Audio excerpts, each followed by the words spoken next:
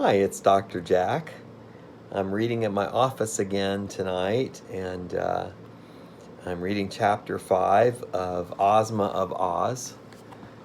And this chapter is called Dorothy Opens the Dinner Pail. Now, tick-tock, said Dorothy, the first thing to be done is to find a way for us to escape from these rocks. The Wheelers are down below, you know, and threaten to kill us. There is no reason to be afraid of the Wheelers, said Tick-Tock, the words coming more slowly than before. Why not? She asked. Because they are a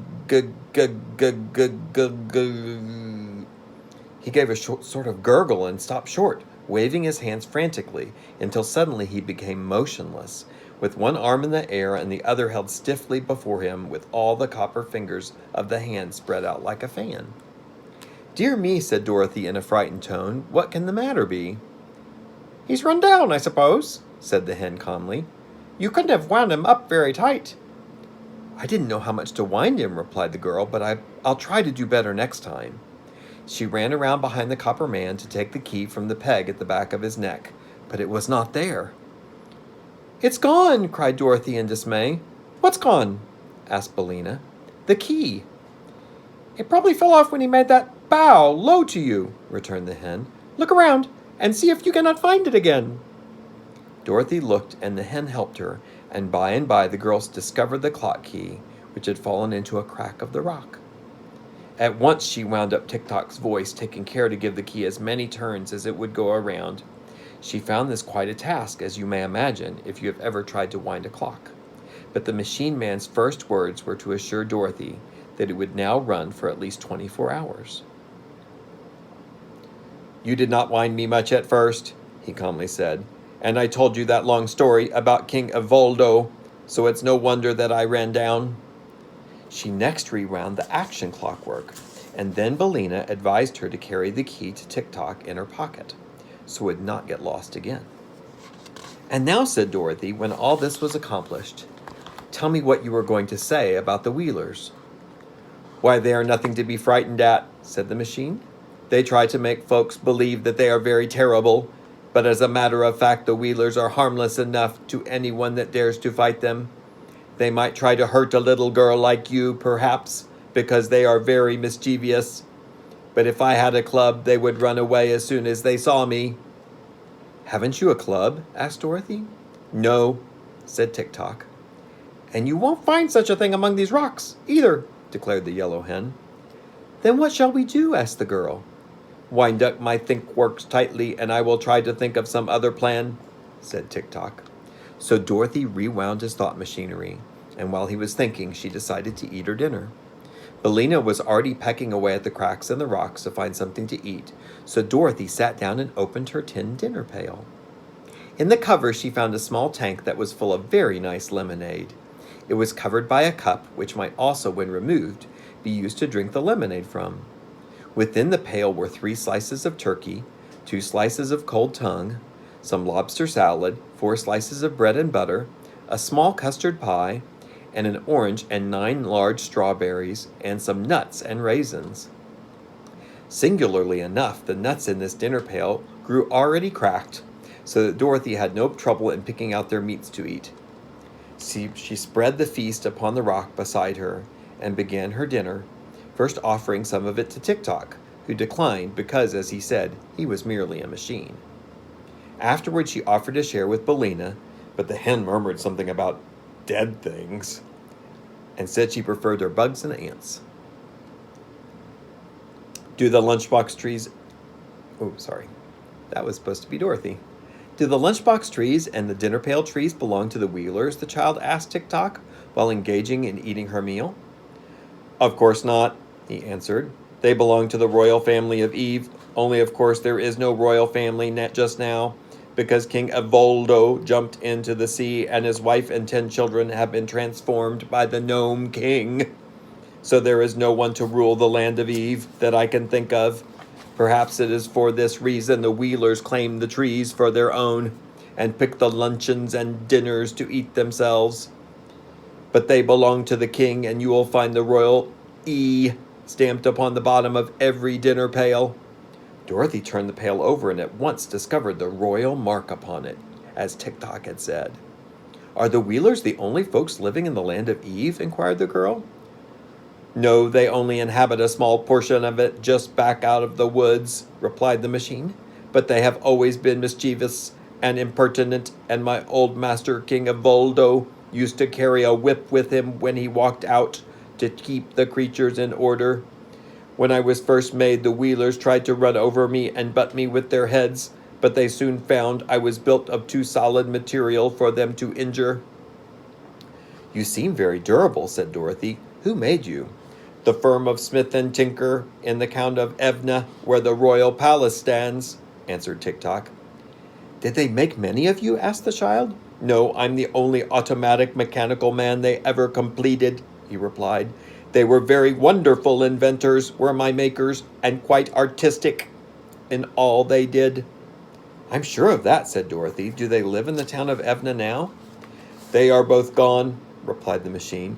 "Mr. Smith was an artist as well as an inventor, and he painted a picture of a river which was so natural. As he was reaching across it to paint some flowers on the opposite bank, he fell into the water and was drowned." "Oh, I'm sorry for that," exclaimed the little girl.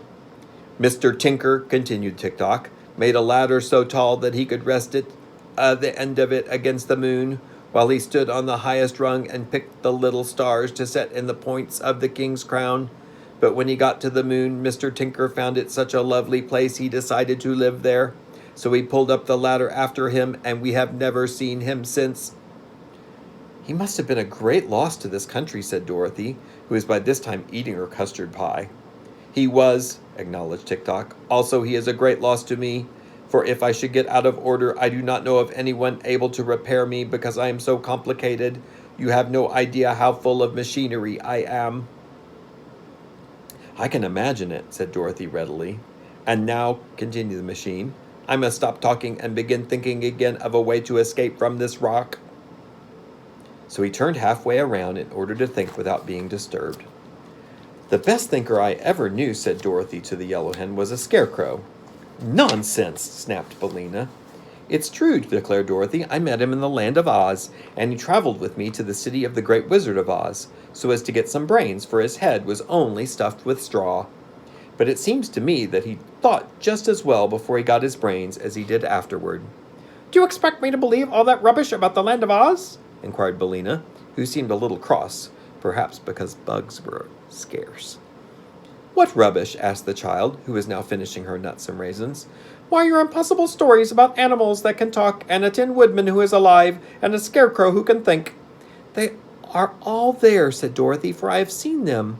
"I don't believe it," cried the hen, with a toss of her head. "That's because you're so ignorant," replied the girl, who was a little offended at her friend Billina's speech. "In the land of Oz," remarked Tick-Tock, turning toward them, "anything is possible, for it is wonderful fairy country." "There, Billina, what did I say?" cried Dorothy, and then she turned to the machine and asked in an eager tone, "Do you know the land of Oz, Tick-Tock?"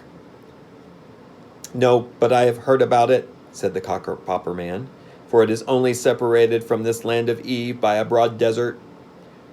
Dorothy clapped her hands together delightedly. "I'm glad of that," she exclaimed. "It makes me quite happy to be so near my old friends. The scarecrow I told you of, Billina, is the king of the land of Oz." "Pardon me, he is not the king now," said Tick-Tock. "He was when I left there," declared Dorothy. "I know," said Tick-Tock, "but there was a revolution in the land of Oz, and the scarecrow was deposed by a soldier woman named General Ginger, and then Ginger was deposed by a little girl named Ozma, who is the rightful heir to the throne and now rules the land under the title Ozma of Oz." "That is news to me," said Dorothy thoughtfully. "But I suppose lots of things have happened since I left the land of Oz. I wonder what has become of the Scarecrow and the Tin Woodman and the Cowardly Lion, and I wonder who this girl Ozma is, for I never heard of her before." But Tick-Tock did not reply to this. He had turned around again to resume his thinking. Dorothy packed the rest of the food back into the pail so as not to be wasteful of good things, and the yellow hen forgot her dignity far enough to pick up all the scattered crumbs, which she ate rather greedily, although she had so lately pretended to despise things that Dorothy preferred as food. By this time, Tick-Tock approached them with his stiff bow. "Be kind enough to follow me," he said, "and I will lead you away from here to the town of Evna, where you will be more comfortable, and also I will protect you from the Wheelers." "All right," answered Dorothy promptly. "I'm ready." That's the end of the chapter. Wonder how he's going to protect her from the Wheelers. We'll find out next week, or tomorrow.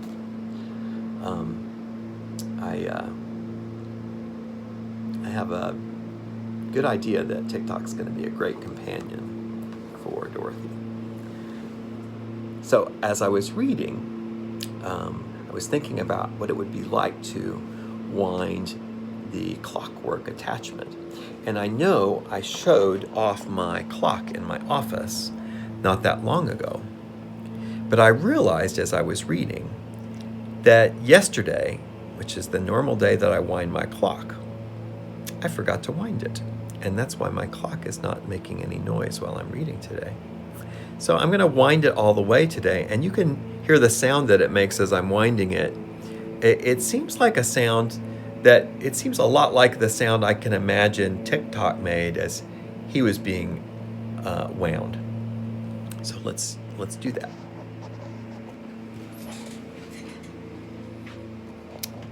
So I need to open the front of my clock.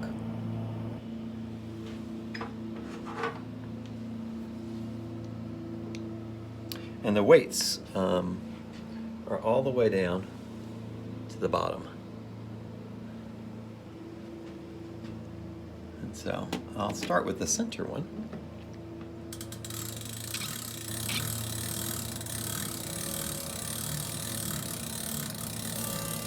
It's pretty hard to wind it. You can imagine Dorothy having to wind Tick-Tock and wind and wind and wind. I'll show you while I'm winding this one what happens to the weight.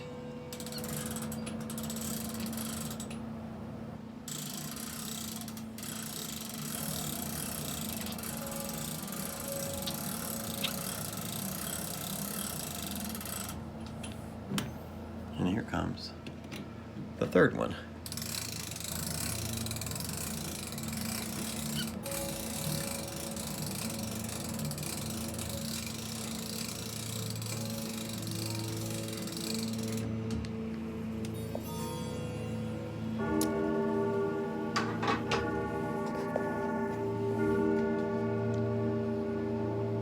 There's my clock. So you can imagine Dorothy every day winding Tick-Tock so he keeps helping her. I'll see you tomorrow.